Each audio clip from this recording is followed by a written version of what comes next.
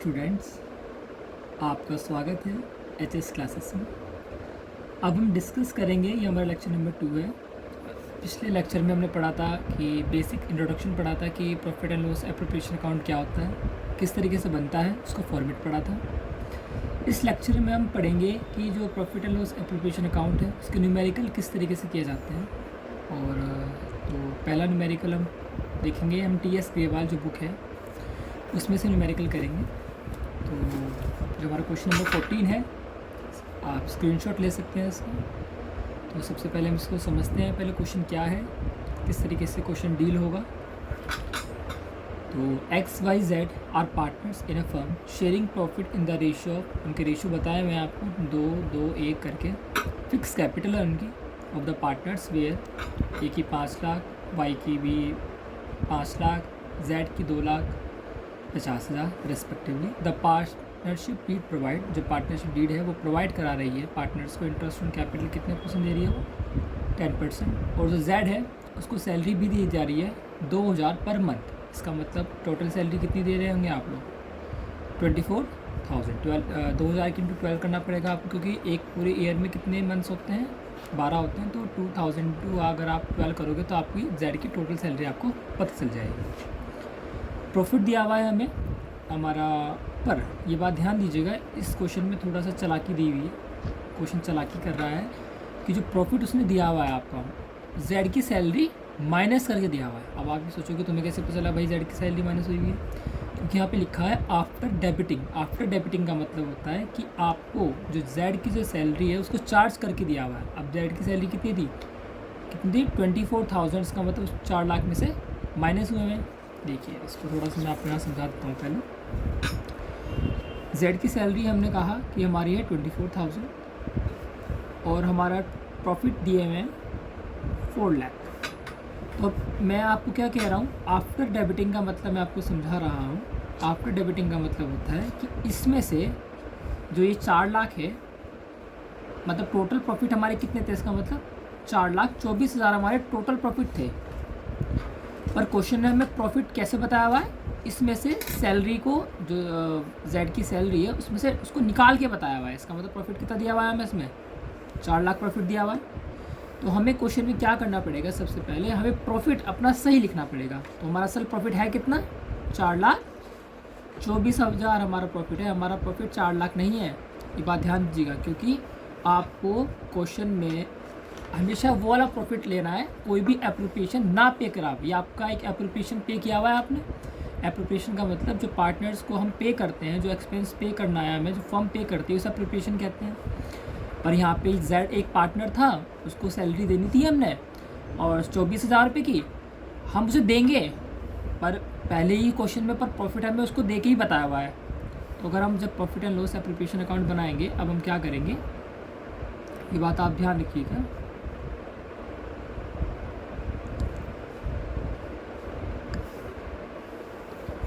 एक debit side होती है, एक क्रेडिट साइड होती है, हमने ये फॉर्मेट पढ़ा हुआ है।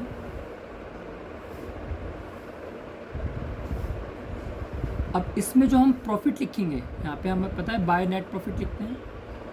अब क्वेश्चन में तो प्रॉफिट कितना दिया हुआ है, 4 लाख। 4 लाख क्यों दिया हुआ है, क्योंकि उसने माइनस कर रखी है जेड की सैलरी। पर हमें तो रियल प्रॉफिट पता करना है। रियल प्रॉफिट कुछ भी ना दिए हुआ है, मतलब कोई भी एक्सपेंस, पार्टनर को कोई भी चीज़ नहीं दिया हुआ, प्रॉफिट वो कितना है हमारा, 4,24,000 है। ये बात समझ में आई आपकी। ये 24,000 मैं क्यों लिख रहा हूँ यहाँ पे, ऐड क्यों कर रहा हूँ इसमें से, क्योंकि ये जो 24,000 है मैं जेड को सैलरी पे करके बताया हुआ है। पर हम पे क्या पहले ही कर देंगे, नहीं, पे तो हम यहाँ पे करेंगे। तो इसलिए हमें यहाँ पे प्रॉफिट कितना लिखना पड़ेगा, 4,24,000 हमारा यहाँ पे प्रॉफिट आएगा। यहाँ बात आपको समझ में आएगी। अब क्वेश्चन ने कहा है कि इंटरेस्ट ऑन कैपिटल देना है आपको 10%। जो पार्टनर्स की कैपिटल दी हुई है 5 लाख, एक्स की दी हुई है, वाई की दी हुई है 5 लाख, जेड की दी हुई है 2,50,000। अब उसका 10% मैं निकालूंगा। तो अगर हम यहाँ पे लिखते हैं टू इंटरेस्ट ऑन कैपिटल, अब हमारा एक्स की कैपिटल मुझे निकालनी पड़ेगी, वाई की निकालनी पड़ेगी, जेड की निकालनी पड़ेगी। तो मैंने निकाल ली है। जेड की आ रही है 50,000 और हमारी वाई की भी 50,000 है, और हमारी जो जेड है उसकी 25,000 इंटरेस्ट ऑन कैपिटल आ रही है। अब इन तीनों का सम करके हम यहाँ अगर यहाँ लिखते हैं तो कितना आएगा, 1,25,000। तो आई होप, मुझे पता है कि आपको इंटरेस्ट ऑन कैपिटल निकालना आता होगा।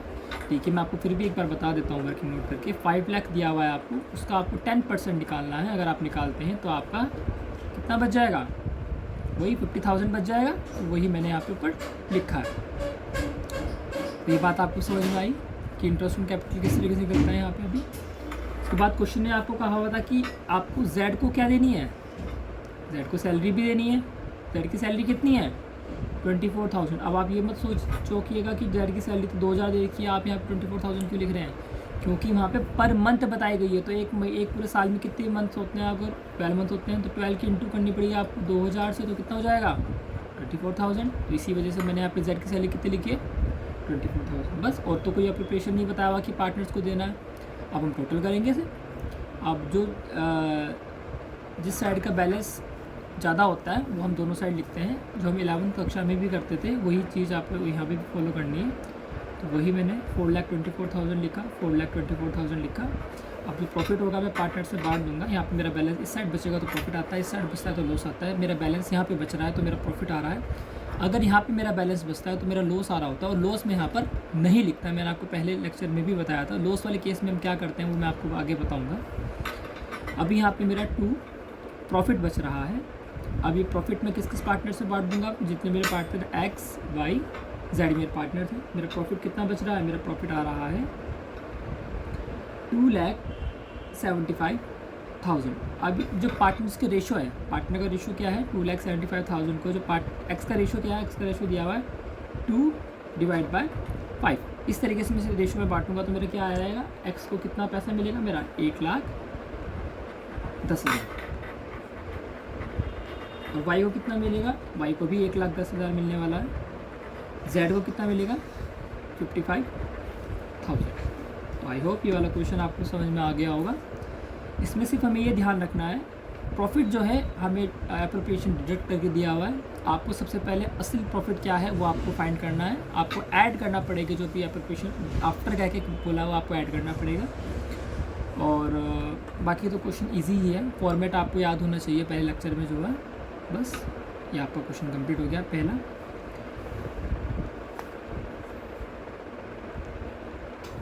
तो अब हमारा नेक्स्ट क्वेश्चन, मैंने भी आपको बोला था कि अगर लॉस के केस में हमारा बैलेंस बचता है तो हमें क्या करना है। अब इस क्वेश्चन में हम डील कर लेंगे। इस कॉन्सेप्ट का नाम है when appropriation are more than available profit. मतलब जो आपके एप्रोप्रिएशन है, मतलब जो आप पार्टनर्स को बांट रहे हैं, वो जो है उसकी वैल्यू जो है ज़्यादा है as compare to profit. For example आपका ये प्रॉफिट दिया हुआ है 20,000 क्रेडिट साइड में जो लिखा रहता है, और जो डेबिट साइड में जो आपकी एप्रोप्रिएशन जो आप पे कर रहे हैं उसकी अमाउंट ज़्यादा आ रही है, मतलब इसका आ रहा है 40,000। अब बैलेंस किस साइड बचेगा, बैलेंस यहाँ पे बच रहा है 20,000 बैलेंस बच रहा है, और यहाँ पे तो आपको यहाँ पे बैलेंस बचता है, इसका मतलब क्या है, लॉस है।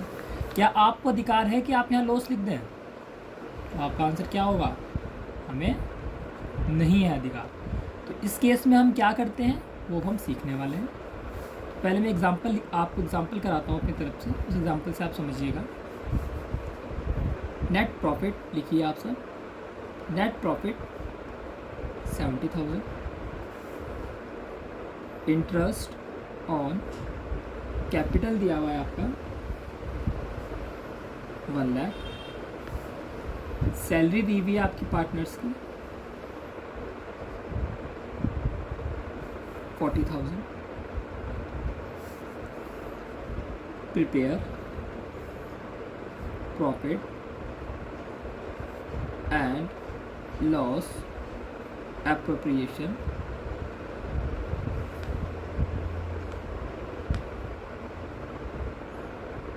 अकाउंट।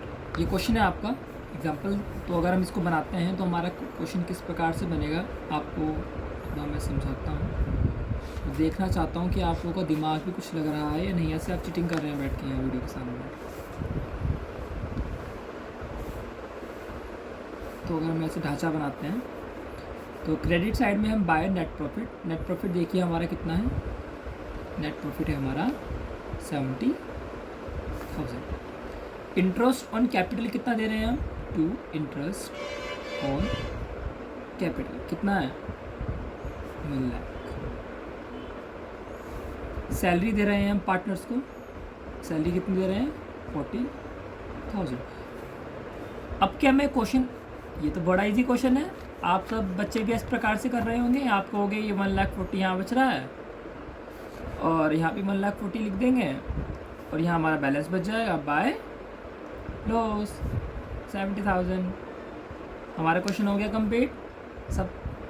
पर जब आपने ये क्वेश्चन करा, अगर आप इस प्रकार से कर देंगे तो सबसे पहले अपनी बुद्धि पे चाटा मारो, कहो मैं मूर्ख हूँ। तुम क्या हो? मूर्ख। माँ से मूर्ख वाले बच्चे हो तुम सबसे बड़े। अगर तुम यहाँ पे क्या लिख देते हो?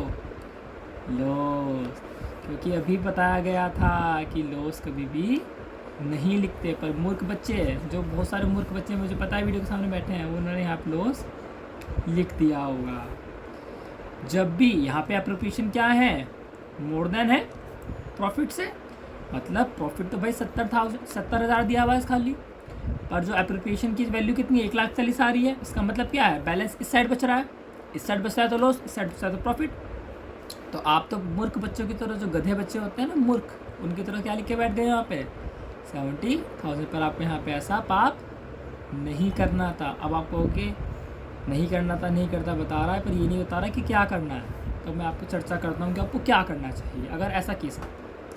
जितने भी आपके एप्रोप्रिएशंस पे कर रहे हैं आप पार्टनर्स को, आपको पता है डेबिट साइड का मतलब जब फर्म के पास से गया कुछ चीज़ जाता है, इसका मतलब था आया। अब आपके पास पार्टनर्स को आप जो भी चीज़ पे कर रहे हैं वो एप्रोप्रिएशन है, जो भी चीज़ आप बांट रहे हैं उन सब का आप रेशो निकालना पड़ेगा आपको। फॉर एग्जांपल मैं आपको बता देता हूँ, यहाँ पे एप्रोप्रिएशन 1,00,000 है, 40,000 है।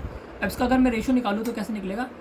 4 0 यहाँ से गया, ये 2 के टेबल से जा रहा है, ये 5 टाइम जा रहा है और ये 2 टाइम जा रहा है। तो मेरा रेशो कितना आएगा?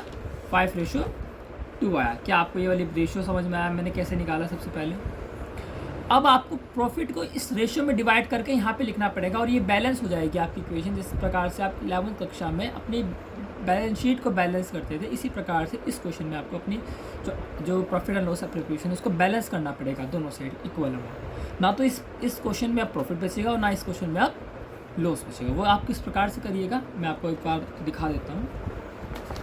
देखिए मेरे साथ फिर से आप सही अकाउंट बनाइए। वो मैंने गलत इसलिए बनाया क्योंकि बहुत सारे जो मूर्ख बच्चे हैं उनके दिमाग के जो घोड़े सो रखे हैं थोड़े जाग जाएं।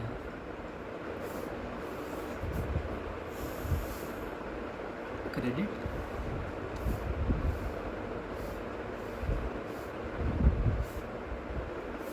यहाँ पे हम लिखेंगे बाय नेट प्रॉफिट। आपको नेट प्रॉफिट कितना दिया हुआ है? 70,000। ये वाली बात समझ में आ रही है आपकी? To interest on capital. अब इंटरेस्ट ऑन कैपिटल में कितनी लिखूं? क्या आप बता सकते हैं मुझे इंटरेस्ट ऑन कैपिटल कितनी आएगी? मैंने अभी आपको कहा आपकी रेशो कितने आए थे? 5:2। तो इंटरेस्ट ऑन कैपिटल का रेशो कितना था? 5 था। अगर मैं आपको फिर से लिख के दिखा देता हूँ ये वाली बात, अगर आपको नहीं समझ में आ रही,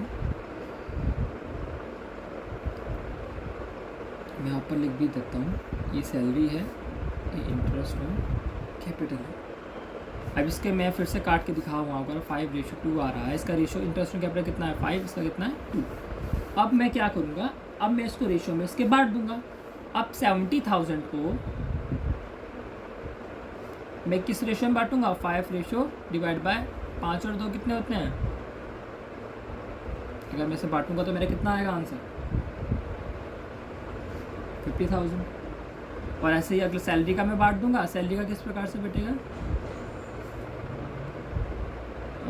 70,000 इंटू 2 डिवाइड बाय 7, तो मेरा कितना आएगा? 20,000। अब इंटरेस्ट ऑन कैपिटल, इसका मतलब मुझे कितनी देनी है मेरे को? 50,000। सैलरी कितनी देनी है मेरे को? 20,000। अगर मैं अब दोनों को टोटल करता हूँ तो क्या मेरा बैलेंस इक्वल आ रहा है? तो हाँ जी, मेरा बैलेंस इक्वल आ रहा है। और ना तो मेरे को अब प्रॉफिट लिखना पड़ रहा, ना मेरा बैलेंस यहाँ बचेगा। लॉस के केस में हमारा बैलेंस ना तो यहाँ बचता और ना हमारा बैलेंस यहाँ पर बचता। आई होप ये वाला क्वेश्चन भी आपके समझ में आ गया हो कि अगर लॉस वाले केस होता है और क्वेश्चन ने, अगर क्वेश्चन इस केस में ही, अगर मैं आपको यहाँ पे क्वेश्चन में चार्ज अगेंस्ट प्रॉफिट लिख देता हूँ। क्वेश्चन कहता है कि आपको ये जो है इंटरेस्ट ऑन कैपिटल, ये सैलरी चार्ज अगेंस्ट प्रॉफिट है। फिर क्वेश्चन हमें बांध देता है क्वेश्चन हमें बेड़ियों में बांध देगा, उस समय आपको क्या करना पड़ेगा, उस केस में आपका लॉस बच सकता है। मैं फिर से रिपीट कर रहा हूँ ये बात, अगर क्वेश्चन आपको कह रहा है कि जो आपकी इंटरेस्ट ऑन कैपिटल है या सैलरी है वो आपका चार्ज अगेंस्ट प्रॉफिट है, मैंने आपसे पहले भी बात करी थी, जो चार्ज अगेंस्ट प्रॉफिट वाली चीज़ होती हैं वो आपको पे करनी पड़ती है, चाहे आपका लॉस हो जाए चाहे आपका प्रॉफिट कुछ भी हो, आपको वो चीज़ पे ही करनी पड़ेगी। पर इस केस में तो ऐसा कुछ नहीं था, यहाँ पे क्वेश्चन ने कुछ नहीं लिखा था कि interest on capital salary charge against profit है, इसका मतलब ये चार्ज अगेंस्ट प्रॉफिट नहीं थी, उसने वीडियो में नहीं बांधा। तो हम इस प्रकार से करेंगे, अगर वो हमें वीडियो में बांध देता तो फिर हमारा जो लॉस बचता फिर लॉस ही हम पार्टनर्स में बांट देते हैं। अभी आगे हम क्वेश्चन करेंगे, वो लॉस वाले भी चार्ज अगेंस्ट प्रॉफिट जब लिख के देगा, फिर आप ये चौंकिएगा मत कि हाँ पहले तो आपने ये बताया था कि लॉस के केस में आपको रेशियोस निकाल के उसको बैलेंस करना है। हाँ ये बात पहला स्टेप आपको यही रखना है, पर दूसरी बारे में आपको जब क्वेश्चन आपको चार्ज अगेंस्ट प्रॉफिट बोल देगा, इस चार्ज अगेंस्ट प्रॉफिट का मतलब जो भी अप्रोप्रिएशन है आपको पे ही करने पड़ेंगे, आपको पक्का है वो पे करने ही करने हैं, चाहे आपको लॉस आए कुछ भी आए। फिर यहाँ पे बैलेंस बचेगा कोई बात नहीं है, हम यहाँ पे ही बचाएंगे। ये किस केस में करेंगे हम, जब चार्ज अगेंस्ट प्रॉफिट वाली बात होगी। मैंने आपको लिखवाए थे चार्ज अगेंस्ट प्रॉफिट होते हैं, एक होता है आपका इंटरेस्ट ऑन लोन, अगर फर्म को दे रहे हैं या पार्टनर्स को मिल रहा है, रेंट और मैनेजर कमीशन, ये सब आपके चार्ज अगेंस्ट प्रॉफिट होते हैं। इसके बारे में हमने पहले लेक्चर में पढ़ा भी था, अगर आपने वो नहीं देखा तो आप देख सकते हैं। सो हम स्टार्ट करते हैं हमारा नेक्स्ट क्वेश्चन। ये बहुत सिंपलेस्ट क्वेश्चन है पूरी बुक का। अगर आप बेसिक पढ़ रहे हैं तो अभी आपने चैप्टर शुरू ही करा है, अपना मनोबल बढ़ाने के लिए आप इजी क्वेश्चंस करा रहा हूँ अभी मैं आपको, कि आपका थोड़ा स्टैंडर्ड बढ़ सके। जो 11वीं कक्षा के बच्चे हैं वो अपना माइंड डेवलप कर लें उस हिसाब से ही, कि 12th में अब आप बेसिक पढ़ के नहीं जा सकते कि आप पास हो जाएंगे ऐसे ही। अभी हम इंट्रो क्वेश्चन कर रहे हैं सिर्फ, जिससे आप सबको थोड़ा समझ में आ जाए कि किस तरीके से अकाउंट होगी 12th की। ये नेक्स्ट क्वेश्चन है, मैं आपको बता देता हूँ, आप देख लीजिए मेरे साथ साथ। क्वेश्चन नंबर 13 मैं आपको बता रहा हूँ। A and B are partners, ये पार्टनर्स हैं। ए की कैपिटल बताई हुई है आपको, बी की कैपिटल बताई हुई है। Interest on capital is payable 6%, जो आपको इंटरेस्ट ऑन कैपिटल है पार्टनर्स को कितना देना है, 6% देना है। बी को सैलरी देनी है हमें 3000 पर मंथ, 3000 पर मंथ दी है, इसका मतलब टोटल सैलरी कितनी देनी होगी आप यहाँ मुझे बता सकते हैं। इसका मतलब 36,000 उसको टोटल सैलरी देनी। आप कहोगे 36,000 कैसे आया, तो 3000 की इंटू मुझे किससे करनी पड़ेगी, पर मंथ लिखा है तो 12 से करनी पड़ेगी, ऑब्वियसली बात है। नेट प्रॉफिट दिया हुआ है आपका 80,000, prepare profit and loss preparation का सिंपलेस्ट क्वेश्चन है। मेरे को आशा करता हूँ आप सबके समझ में भी आ गया होगा, पर फिर भी मैं आपको एक बार डील करता हूँ इस क्वेश्चन के साथ भी। सो चलिए अब हम बनाते हैं एक और profit and loss appropriation account. तो एक डेबिट साइड होती है हमारी, एक क्रेडिट साइड होती है। प्लीज़ आप जो मैंने आपको फॉर्मेट पहले लेक्चर में कराया था, प्लीज़ उसको देखिए, फॉर्मेट समझिए, किस प्रकार से फॉर्मेट बनता है, क्या क्या चीज़ें आती हैं, तभी आपको समझ में आएगा क्वेश्चन। नेट प्रॉफिट आपको क्वेश्चन में कितना दिया हुआ है, 80,000। उसके बाद आपको ए को कैपिटल देनी है, आपको इंटरेस्ट ऑन कैपिटल आप देंगे, तो कितने पार्टनर्स हैं, ए और बी। अब आप इंटरेस्ट ऑन कैपिटल मैं आपको फिर बता रहा हूँ किस प्रकार से निकली जाती है। तो 1 लाख आपका ए की कैपिटल दी हुई है 1 लाख, तो उसका कितना परसेंट निकाल लेंगे आप, 6% निकाल लेंगे, तो कितनी आएगी आपकी, 6000 आएगी। मैं आशा करता हूँ कि आप 10वीं पास बच्चे हैं सारे जितने भी वीडियो देख रहे हैं, कि उनको इतनी सिंपल गणित आती है। तो 10वीं पास बच्चे हैं उन्हें वही देखें, ये 11वीं पास बच्चे हैं आप लोग, कि आपको इतनी सिंपलेस्ट गणित आती है, इसमें कोई इतनी रॉकेट साइंस नहीं लग रही ये मैथ्स करने में। तो ए की कैपिटल कितनी आ रही है, इंटरेस्ट ऑन कैपिटल 6000। इसी तरीके से हम बी की भी निकाल देंगे। बी का कैपिटल दी हुई है 60,000, 6% निकाल लेंगे आप उसका, तो कितनी आ जाएगी आपकी, इसकी आ जाएगी 3600। ये वाली बात आपको समझ में आ रही है, या आपको ये भी बात समझ में नहीं आ रही है। चलिए अब इनका टोटल अगर है तो यहाँ पे कितना आ जाएगा, कोई बता सकता है इतनी मुश्किल गणित करके अपने जीवन की, तो 9600। उसको और क्या देना है, और हमें 2 सैलरी किस पार्टनर को देनी है, बी। तो यहाँ ब्रैकेट में बी लिख रहा हूँ मैं, तो अब इसको कितना मिलेगी, मतलब 3000 की आपको इंटू करनी पड़ेगी 12 से, तो कितनी आ जाएगी हमारी टोटल सैलरी, कितनी आ जाएगी, टोटल सैलरी हमारी आ जाएगी, अब हमें टोटल सैलरी निकालनी है। तो 3000 की इंटू करते हैं 12 से, कितना आएगा 36,000। तो बी की सैलरी कितनी दे रहे हैं आप, 36। अब हम टोटल करेंगे, हमारा प्रॉफिट बच रहा है, इसका मतलब यहाँ पे तो यहाँ पे 80,000 आ जाएगा, यहाँ पे भी 80,000 आ जाएगा, यहाँ पे हमारा 2 प्रॉफिट। तो हमारा प्रॉफिट कितना बच रहा है, क्या आप मुझे बता सकते हैं, प्रॉफिट बच रहा है 34400। अब इसको उसके रेशियोज़ में बांट देंगे। अब आप कहोगे इसमें तो रेशियो आपको पता ही नहीं है, क्वेश्चन में आपको रेशियो दिए हुए हैं, क्या आप मुझे बता सकते हैं इस पर रेशियो में आप प्रॉफिट किस तरह डिस्ट्रीब्यूट करेंगे, तो नहीं, तो आप सोचोगे क्या इसमें प्रॉफिट पार्टनर्स को जाएंगे ही नहीं, तो आप सबसे बड़े मूर्ख बच्चे हो, अपनी बुद्धि पे चाटा मारो इस बात पे।